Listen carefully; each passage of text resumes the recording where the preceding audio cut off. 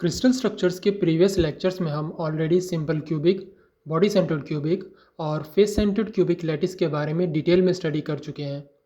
इस लेक्चर में हम हेक्सागोनल क्लोज्ड पैक्ड यानी एचसीपी लैटिस की स्टडी करेंगे।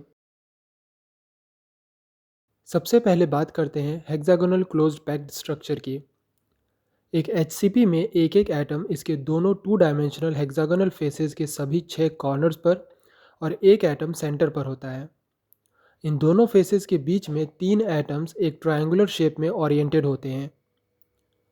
अगर एक मोनो एटॉमिक एचसीपी की बात करें जिसमें सभी एटम सेम आर रेडियस के होते हैं, तो फेस के सभी पड़ोसी एटम्स एक दूसरे से ए डिस्टेंस पर, कॉर्नर एटम से सेंटर एटम भी ए डिस्टेंस पर। इसके अलावा टू डायमेंशनल हेक्सागोनल फेसेस के किसी भी एटम से नज़दीकी इन 3 एटम्स की डिस्टेंस भी ए होती है। इवन ये तीनों एटम्स के बीच का सेपरेशन भी ए होता है। अगर दोनों हेक्सागोनल फेसेस के बीच का सेपरेशन सी है, तो यह ट्रायंगुलर फेस इसके हाफ डिस्टेंस यानी c/2 डिस्टेंस पर होगी। Coordination number.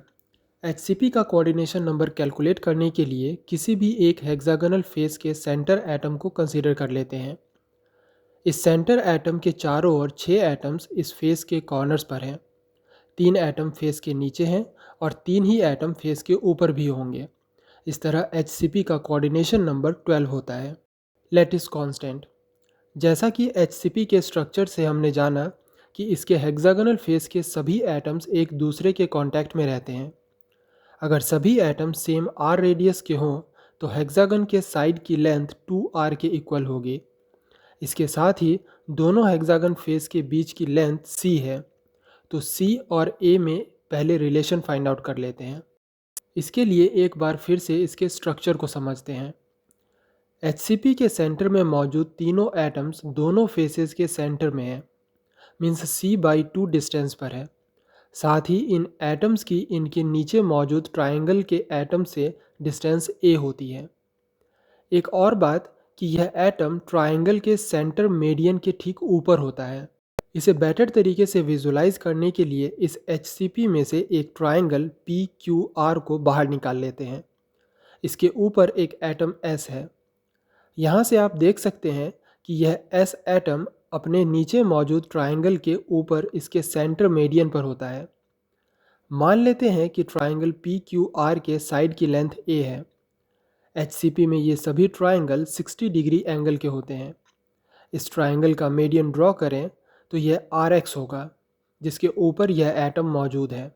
सबसे पहले इस मेडियन RX की वैल्यू फाइंड आउट करें तो यह a√3/2 आता है। नाउ एज वी नो कि एक ट्रायंगल का सेंटर उसके मेडियन को 2:1 के रेशो में डिवाइड करता है, तो RY की वैल्यू a/√3 होगी। अब इस एटम S को ट्रायंगल के सेंटर से कनेक्ट करें तो हमें एक राइट एंगल ट्रायंगल मिलता है। जैसा कि हमने पहले भी कहा कि इस सेंटर एटम के नीचे मौजूद एटम से डिस्टेंस भी a होती है, तो पाइथागोरस थ्योरम से इसे सॉल्व करने पर c/a का रेशो √8/3 मिलता है।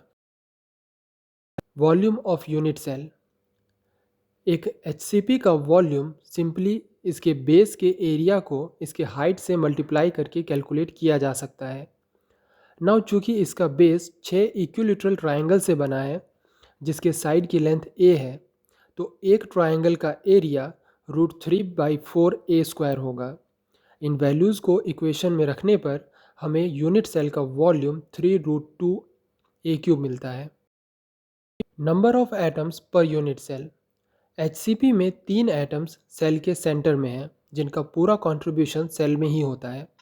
इसके अलावा दोनों फेसेस के सेंटर में एक एक एटम है जिनका हाफ पार्ट सेल के अंदर और हाफ पार्ट सेल के बाहर है, और 6 एटम्स दोनों फेसेस के कॉर्नर्स पर हैं जिनका 1/6 पोर्शन सेल के अंदर और 5/6 पोर्शन सेल के बाहर है। इस तरह एचसीपी में पर यूनिट 6 एटम्स होते हैं। Volume of atoms per unit cell. अगर सभी एटम्स को स्फेरिकल माने तो एक एटम का वॉल्यूम 4/3 πr³ होगा। यहाँ r रेडियस को लैटिस कांस्टेंट a की टर्म में कन्वर्ट करें तो 6 एटम का टोटल वॉल्यूम πa³ के इक्वल होगा। Packing fraction. यूनिट सेल में एटम्स के वॉल्यूम और सेल के वॉल्यूम का रेशो पैकिंग फ्रैक्शन कहलाता है। दोनों ही वैल्यूज़ को रिलेशन में सब्स्टिट्यूट करने पर HCP का पैकिंग फ्रैक्शन 74% आता है। मीन्स FCC की तरह ही HCP में भी सेल का 74% पार्ट एटम से ऑक्यूपाइड है, जबकि बाकी का 26% पार्ट वैकेंट है। अब बात करते हैं इसके प्रिमिटिव सेल और प्रिमिटिव वेक्टर्स की।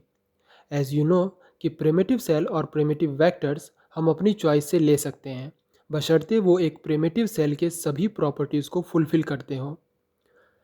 जैसे प्रिमिटिव सेल मिनिमम वॉल्यूम का नॉन ओवरलैपिंग सेल होना चाहिए, जिसके रिपीटेशन में कोई गैप ना हो।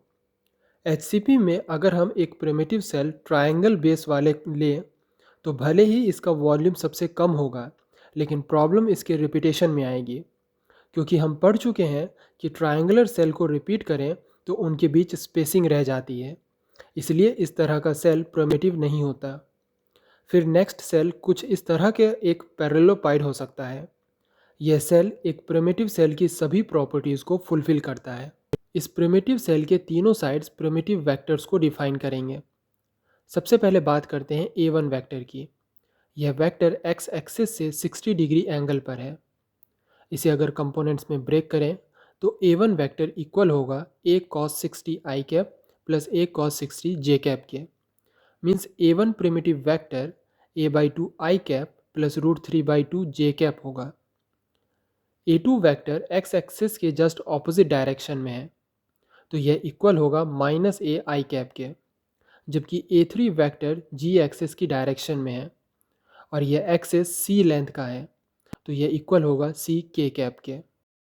नाउ इस प्रिमिटिव सेल का वॉल्यूम इस रिलेशन से कैलकुलेट करें तो यह √3/2a² c आता है।